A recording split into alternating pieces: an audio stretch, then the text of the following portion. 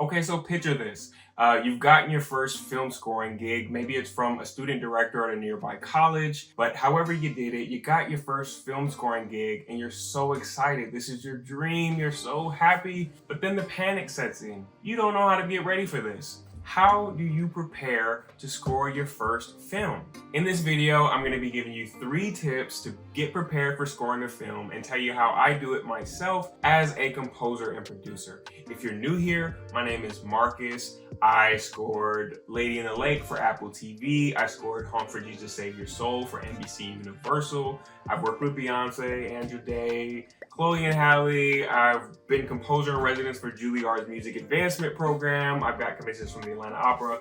I do a lot of composing. And on this tip, I talk about music, and part of that is my work as a composer. Okay, so when I get a new gig scoring a film or a TV, the first thing I do is I familiarize myself with the material. Depending on which stage of the process they've brought you in at, that might be a script, that might be a rough cut. Sometimes when I'm brought on late, they've already locked picture, which means they've edited the film to exactly the length it's gonna be. It might not be color graded, or the sound effects might not all be there yet, but the timing is never gonna change. Whatever it is, I just familiarize myself with it as much as I can. If it's based on a book, sometimes I've even went and read some of the books. I've watched people give synopsis of the books, and I try to really get into it as an artist. And this kind of helps you, because when you're gonna start having meetings about it, which I'll talk about later, is you want to be speaking from a knowledgeable place. You want to be having as much of an idea as you can about what's going on, and then that allows you to have creative ideas about it, right? Because you're not having to fill in the gaps of things you don't know. Or there's nothing worse than someone coming with this whole angle. That's not even what this is really about, Which brings me to my second step in preparing for scoring this film, is that you want to then start coming up with your take. And what's a take? A take is sort of your perspective on this. If it was left to your devices and you didn't have to factor in a director or whatever, what do you think direction-wise you should go in scoring this? This might be oh, I think it should be drums. This might have to do instrumentation. This might mean the role of music, all of these type of things. But it is very, very, very important that at this step, you do this in a non-committal way. Sometimes I see people they come up with their take, they get this first idea that comes into their head, and that's the only idea they can really see, and they can't ever back out of it.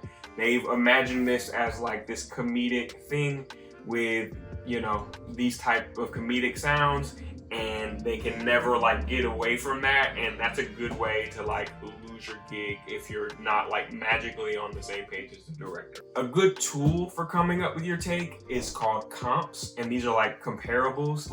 For example, oh, I want this to be a fantasy thing with big soaring melodies and orchestra, kind of let's say if John Williams' score for Harry Potter met the score for Mad Max Fury Road with some action to it. So comps are comparables, reference points that you can use to communicate your ideas. You don't want to rely purely on words to communicate these ideas, because when you're talking with directors or you're talking with producers, they don't necessarily know musical terms. You can't be oh yeah, cool, so it's gonna go a minor 9th chord to this really jazzy sharp 11 chord. They're gonna not know what that means. And that's an advanced example, but just even basically, a lot of times it doesn't resonate with people. But if I say John Williams, you know what I mean, Raiders of the Lost Ark, then immediately they're going to know what you're talking about. And if they don't, they can listen to it and know what that means in musical terms. I alluded to the last one, and at this point you want to then have a conversation with your director.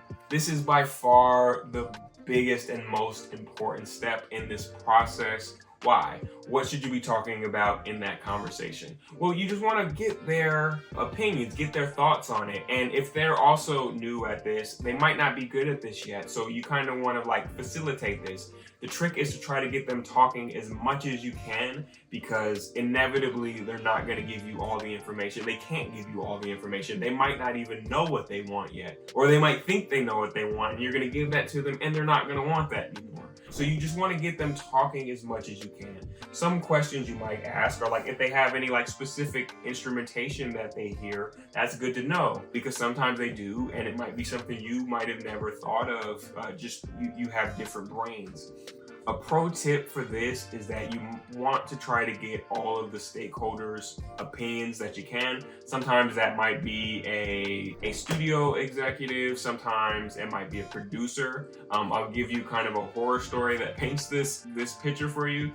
When I was in school, I was scoring a student film, and the director, we sat down and we did what's called a spotting session, which is something you should do.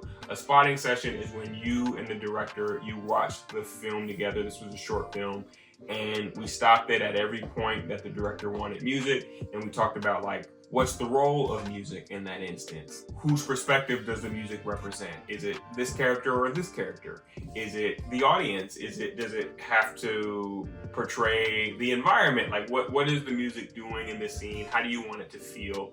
We did that for every instance that the director wanted music. And so then I go, cool, I take all my notes, I go and I work on that. And then I bring that back, a couple weeks later, and the director is like, cool, I'm gonna show it to the producers and we'll talk about it. Showed it to the producers. The producer came back and was like, yeah, we don't want music in any of those moments.